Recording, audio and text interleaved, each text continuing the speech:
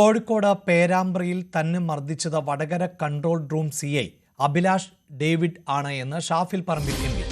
Mafia ബന്ധത്തിന്റെ പേരിൽ 2023 ജനുവരി 16-ന് സസ്പെൻഷനിൽ പോയ പോലീസ് ഉദ്യോഗസ്ഥനാണ് അഭിലാഷ് ഡേവിഡ്. പിന്നാലെ ഇയാളെ പിരിച്ചുവിട്ടു എന്ന വാർത്ത വന്നതാണ്. പോലീസ് സൈറ്റിൽ ഇയാളെക്കുറിച്ച് കൂടുതൽ വിവരങ്ങളില്ല. ഇയാൾ ഉൾപ്പെടെ 3 പേരെ പിരിച്ചുവിട്ട ശേഷം സർവീസിൽ തിരികെ കയറ്റിയതാണ്. വഞ്ചിയൂർ CPIM ഏരിയ കമ്മിറ്റി ഓഫീസിലെ നിത്യ സന്ദർശകൻ ആണ് ഇയാളെന്നും ഷാഫി പറമ്പിൽ പറയുന്നു.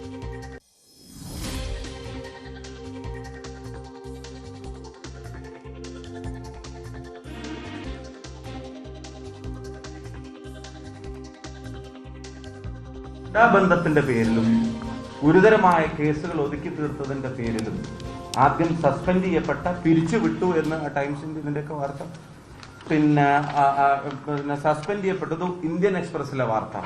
ഈ പറയുന്ന railway police inspector Abhilash David under suspension for being in touch with land mafia was dismissed over lapse in a rape case probe while he was posted as inspector at Sreekaryam station.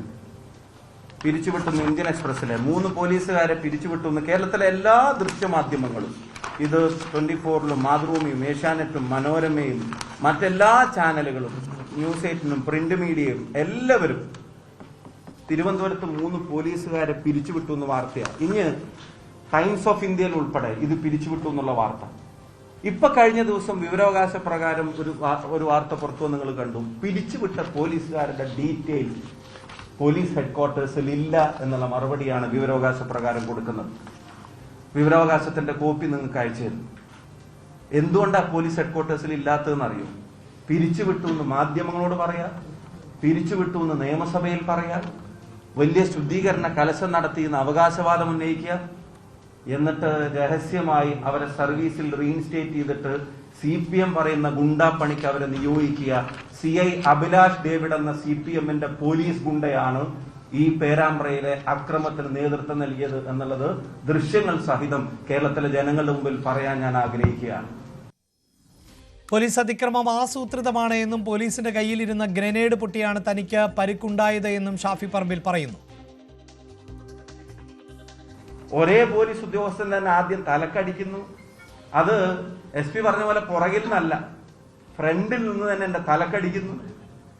തൊട്ടടുത്ത മിനിറ്റില്, തൊട്ടടുത്ത സെക്കൻഡില് എന്റെ മുഖത്തേക്ക് അടിക്കുന്നു, അതെന്റെ മൂക്കിൽ കൊള്ളുന്നു. അവിടുന്ന് തിരക്ക് ഞാൻ ഇങ്ങോട്ട് മാറുമ്പോ അയാളുടെ ഡയറക്ഷൻ മാറി അയാൾ ഞാൻ നിൽക്കുന്ന സ്ഥലത്തേക്ക് റൈറ്റിലേക്ക് ആഞ്ഞു വീശിയിരുന്ന് എന്റെ തലയിലും മുഖത്തും അടിച്ച ആള്. പിന്നെ അവിടുന്ന് ആ ഡയറക്ഷൻ പ്രകാരം, തിരക്ക് പ്രകാരം ഞാൻ ഇങ്ങോട്ടേക്ക് നീക്കുമ്പോ അയാളുടെ ഡയറക്ഷനും ലാത്തിയുടെ ഡയറക്ഷനും മാറി നേരെ മൂന്നാമതും എന്നെ ഉന്നം വെച്ച് അടിക്കാൻ നോക്കുക. അത് അവിടെയുള്ള ഒരു പോലീസുകാരൻ തടയുക.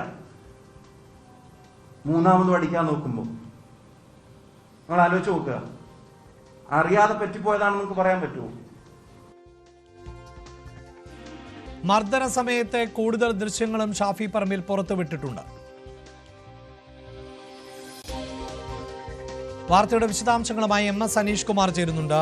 അനീഷ്, ഇതിലിപ്പോൾ മറ്റു ഭാഗങ്ങൾ, ഇപ്പോൾ പോലീസിന്റെ നടപടി, അവിടെ ഒരു പക്ഷേ ഒരു സംഘർഷമുണ്ടാകുമ്പോൾ പോലീസിന് നടപടി എടുക്കേണ്ടി വരും എന്നത് വസ്തുതയാണ്. അതുമായി ബന്ധപ്പെട്ട് മറ്റു ഭാഗങ്ങളെല്ലാം മാറ്റിവെച്ചാലും ഇപ്പോൾ ഷാഫി പറമ്പിൽ ഉന്നയിക്കുന്ന ഗുരുതരമായ ഒരു ആരോപണം എന്നത് പുറത്താക്കപ്പെട്ട, അത് സസ്പെൻഡ് ചെയ്യുകയും പുറത്താക്കുകയും രണ്ടും രണ്ടാണല്ലോ. അങ്ങനെ ഒരു ഉദ്യോഗസ്ഥനാണ് അഭിലാഷ് എന്ന് പറയുമ്പോൾ ഈ ഉദ്യോഗസ്ഥർ സാധാരണ പുറത്താക്കപ്പെട്ടാൽ പിന്നീട് നിയമപരമായ പോരാട്ടത്തിലൂടെയൊക്കെയാണല്ലോ തിരികെ എത്തുക. അപ്പോൾ ഈ ഉദ്യോഗസ്ഥന്റെ ഒരു പശ്ചാത്തലത്തെക്കുറിച്ച് ഷാഫി പറമ്പിൽ പറയുന്നത് അങ്ങേയറ്റം ഗൗരവതരമല്ലേ?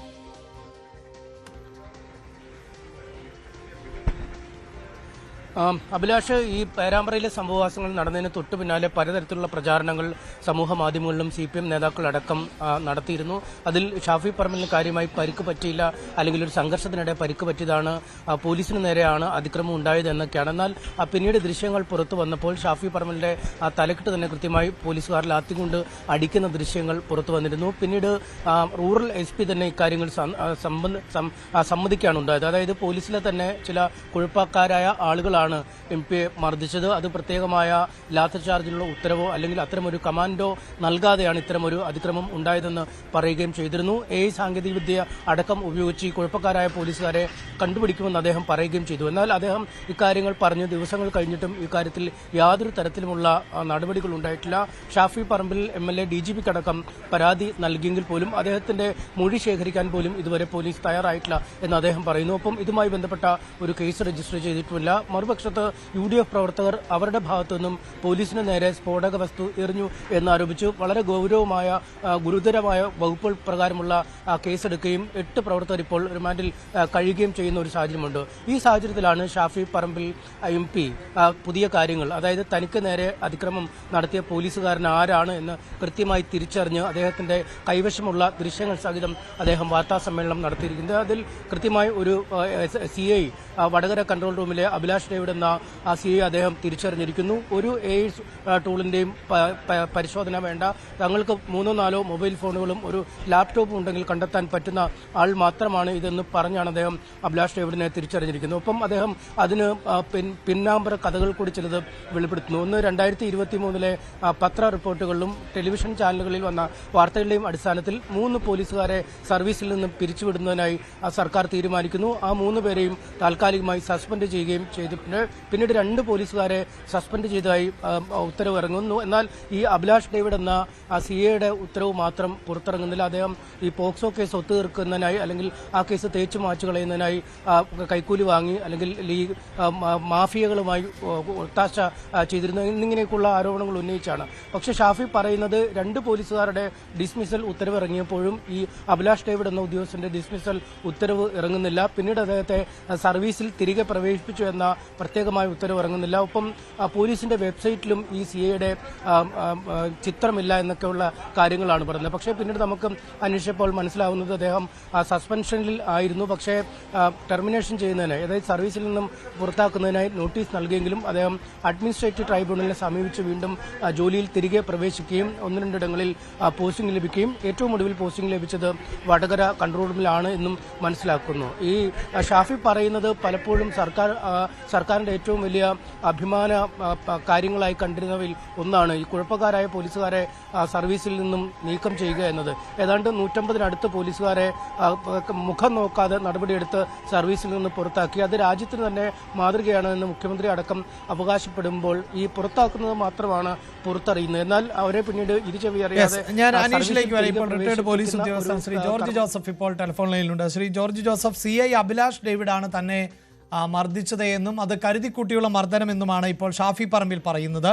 ഈ ഉദ്യോഗസ്ഥൻ നേരത്തെ സസ്പെൻഷൻ നേരിട്ടതാണ് എന്ന് മനസ്സിലാക്കുന്നു. പിന്നീട് അഡ്മിനിസ്ട്രേറ്റീവ് ട്രൈബ്യൂണലിലൊക്കെ പോയി പോലീസ് ട്രൈബ്യൂണലിൽ പോയാണ് ഈ സേവനത്തിലേക്ക് തിരികെ എത്തിയത് എന്നാണ് മനസ്സിലാക്കാൻ സാധിക്കുന്നത്. ഷാഫിയുടെ ഈ പരാമർശത്തെയും വിമർശനത്തെയും ഒക്കെ താങ്കൾ എങ്ങനെയാണ് നോക്കിക്കാണുന്നത്?